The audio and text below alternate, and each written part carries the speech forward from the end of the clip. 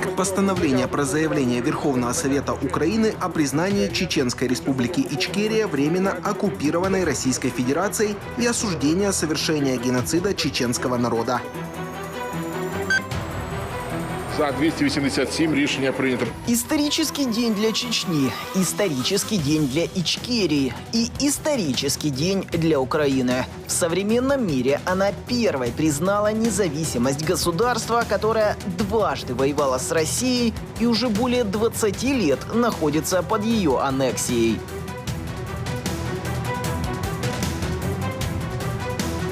Стоит заметить, что Россия, сама того не желая, уже фактически признавала независимость этой страны. Произошло это 31 августа 1996 года при попытке скрыть свое поражение в Первой Чеченской войне середины 90-х.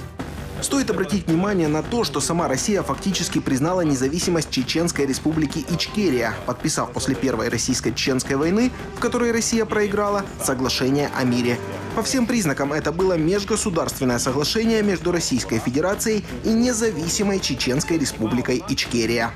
По мнению многих аналитиков, признание независимости Ичкерии со стороны Украины – это превентивное решение. Понимая, что РФ в результате этой войны, вероятно, распадется, ее влияние в Кавказском регионе вряд ли удержится, признание Ичкерии говорит о том, что ее самостоятельность Украина уже воспринимает еще до фактического развала империи.